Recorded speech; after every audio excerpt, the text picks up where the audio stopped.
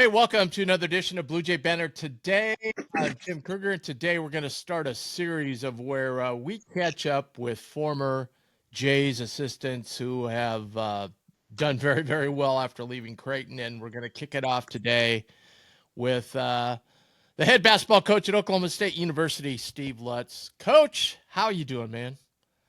Tim, I'm doing good, bud. How are you? I'm doing great. Great to talk to you. I was thinking about this yesterday. The Big 12, like, it was always a strong basketball conference, okay? It always was. But then you add Houston and Arizona. I mean, to me, it just blew up that conference. And then throw in a BYU team that's, up there every year and got big time recruiting. It's just, you lose Texas and you think, well, okay, maybe it's going to be a little, no, it's actually more difficult. Yeah, from a basketball standpoint, our league has absolutely taken another step forward, and has just gotten better, especially with hiring Kelvin Sampson in Houston and the great job that he's done. Like you said, he's one of the best in the business. He'll be a Hall of Famer. So yeah, it's a fun league though. They haven't released it publicly, but yesterday they sent out our Big 12 schedule to all the head coaches. And I was just like, holy smokes, man. I think we start two of our first three games are against top 10 or top 15 opponents on the road. So I'm excited. Should be a good second year. Wow. Yeah. That can get a little daunting. Um, Yeah. so year two, what did you learn, if anything, coaching in the Big 12 in year one? Well, obviously,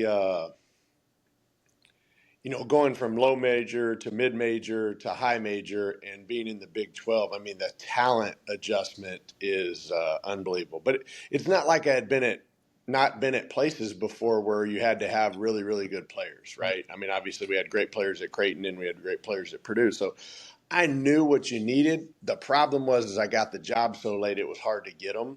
And then obviously as you get into this financial world of NIL, if you don't have the money, it's just really hard.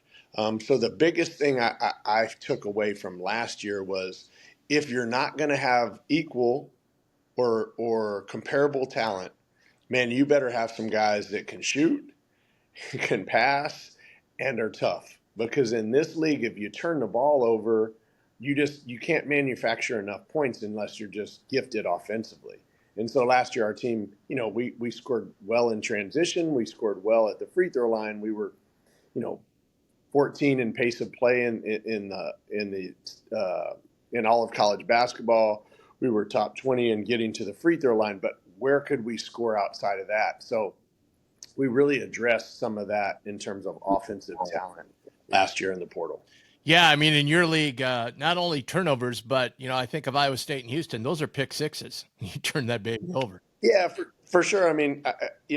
Houston held Tennessee, which is a great program, and Rick's a really good offensive coach. Held them like 12 or 16 points last year in the first half. Like, it's unheard of. And I've always believed that our teams, just because of the way we coach and a little bit of my personality, they're always going to fight. They're always going to be tough. They're always going to be scrappy. So now let's have that and have some guys that can put it in the basket and hopefully have a recipe for success. Talk about a couple of the guys you got that can put it in the basket this year. Yeah, I just think 1 through 4 all the way around, we can shoot the ball better. Like I looked at the percentages. I'm a big analytics and statistics guy. So I looked at the percentages from last year's summer live play and this year's summer live play, and we were 14 percentage points higher just from the 3-point line. Now, part of that is because our defense is not very good right now, and so I've got to obviously figure that out. But just being able to put the ball in the hole because you're a better shooter. When you add guys like Anthony Roy, Victorious Miller, lefty. Those guys can all shoot the basketball. And then, Ryan Crotty, although he's a freshman, might be one of the better shooters I've ever coached. He can really shoot and do it with range. So, I just feel more confident that we're going to be able to shoot the ball better. Yeah, well, just so you know, you're not alone. I think I've talked to 4 head coaches now in the last month, and they all say the same thing. Well, our defense isn't where it needs to be. So, Yeah. I Well, I mean, you've known me a long time, and that's obviously always been my focus. So we've got a ways to go there. mean, um, how have you found the?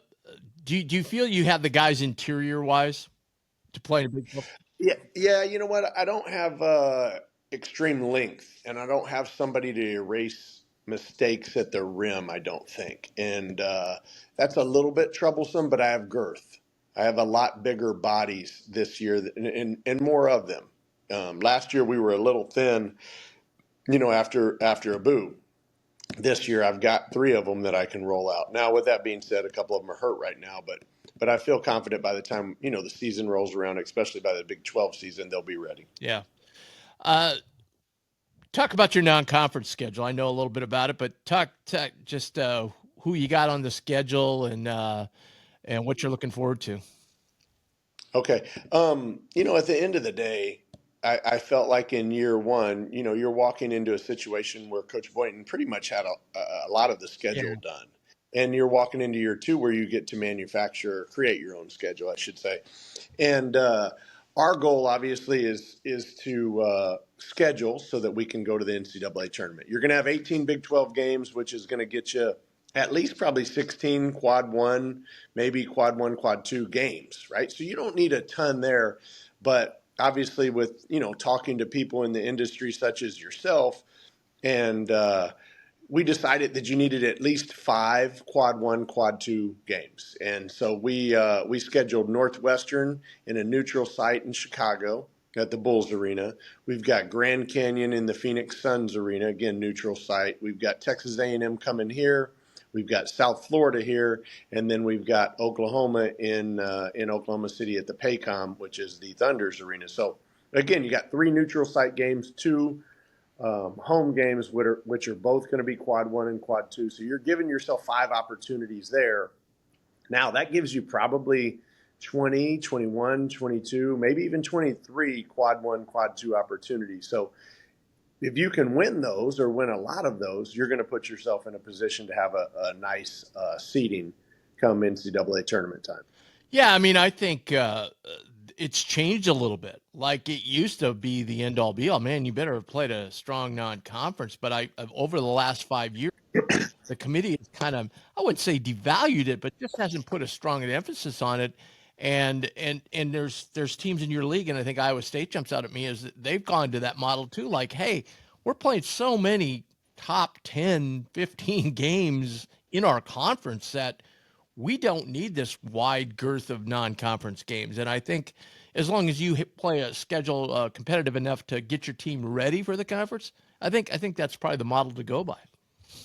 Yeah, for sure. And ultimately, it's like you've said, and obviously I'm blessed to have Chad Weiberg as my athletic director who sits on the committee.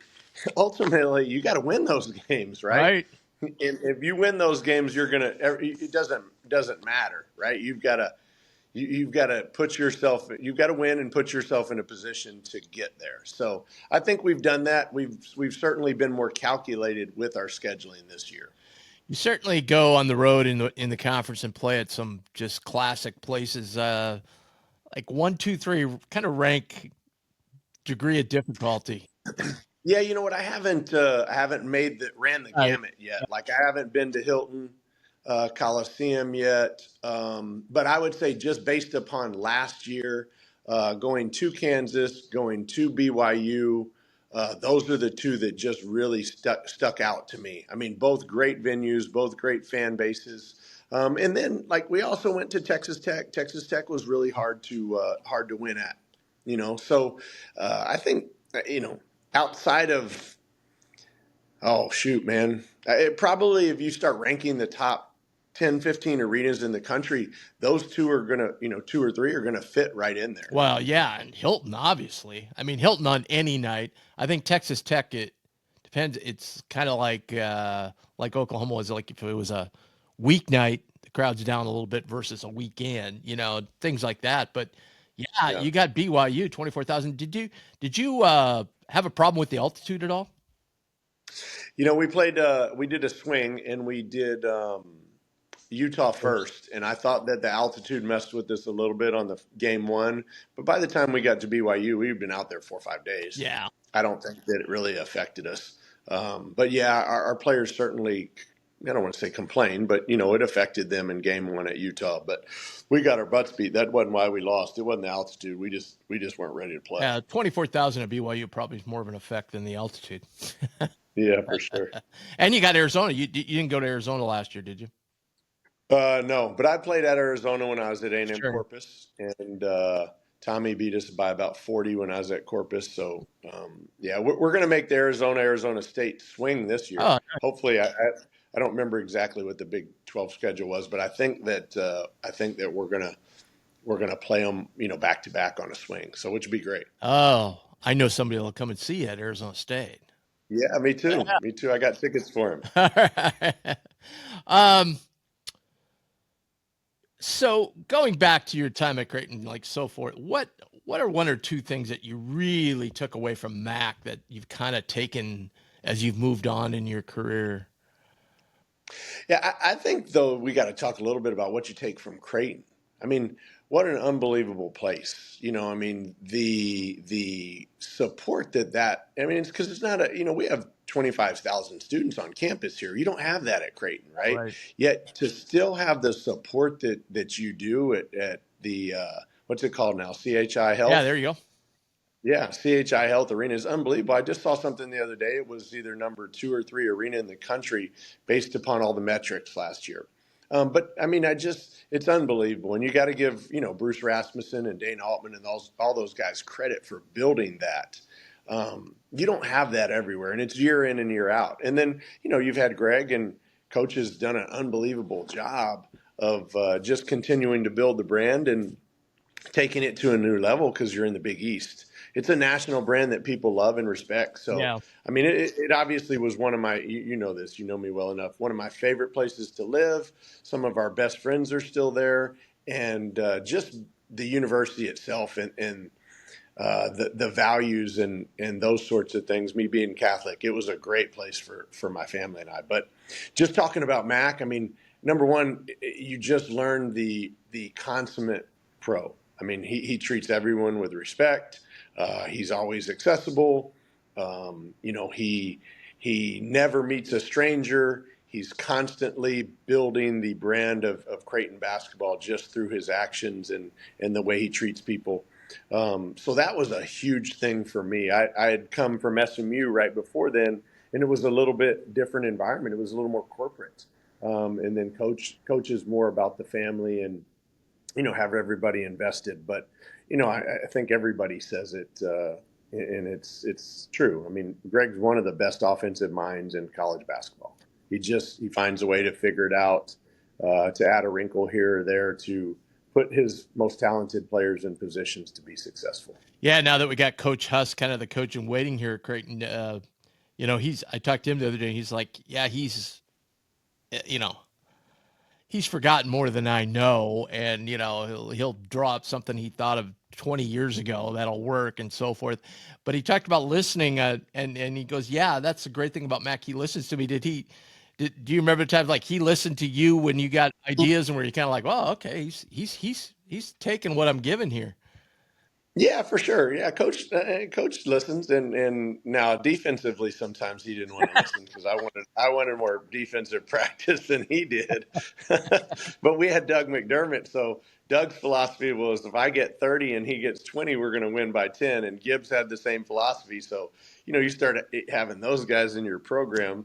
That's just it was what it was. But no, yeah, he's great about listening. He's great about mentoring. I mean, obviously, still a great friend today.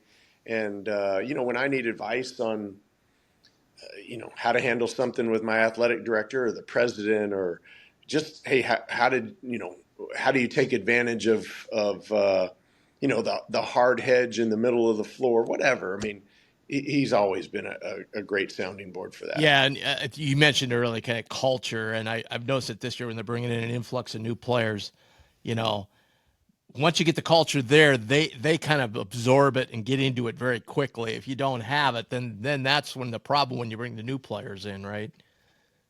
Yeah, for sure. Yeah, and Mac's always going to have a good culture. He's not going to allow, he number one, he's not going to recruit guys that don't fit the culture, but he's not going to allow the other stuff to break his culture. So finally, how big is that Bedlam series?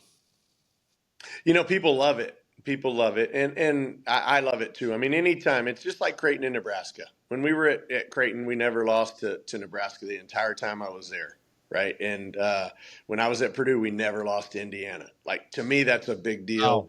You should always have it in college basketball. I'd love it in college football. Obviously, that's not my area of expertise, but Porter and I have talked about it at length, and both of us respect it and love it, and so we'll keep it going. It'll just be a matter of, do we continue to play neutral sites, or are we going to bring it back to campus, or are we going to be flexible and do different things with it? But no, I think it's great for the universities and your state, and obviously for college basketball. Well, you better tell Coach Mack that he's lost 2 of the last 3 to Nebraska. I'm not going down that road, Mac. I'm not going. Good for Fred, but I can remember Doc Sadler, poor guy, man. He was just sick to his stomach, and then it was even worse for Tim because Mac would razz him about it. Oh yeah. Doc took that series pretty seriously. Yeah. But and then you got Mac just giving it to Tim at a Coaches versus Cancer event, and he can't do anything but take it because he hadn't won. Yeah, right.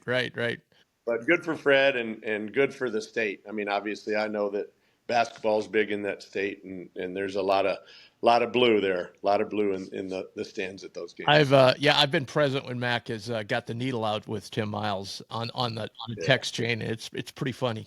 Pretty funny. Well, you're pretty good about giving the needle too, as I've been the recipient of it many times. Coach, it's great catching up with you, man.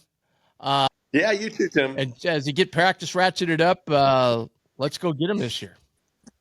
I hear you. Well, thanks for all your help as always. And man, I'm wishing the Jays another great year, man. I always follow them, and they hold a special place in the heart of myself and my family. So, well, let's roll, Jays. We're kind of in the Big 12 this year. We're going to face Iowa State twice. We're going to play them an exhibition game, and then a month later we play them in Vegas. It's like, whoa. And I got them too. I have them twice as well. They didn't do me any favors with my home and home series in the Big 12, so I've got TJ as well. Yeah, there you go. All right, thanks, Coach. All right, see you, Tim. Thank you.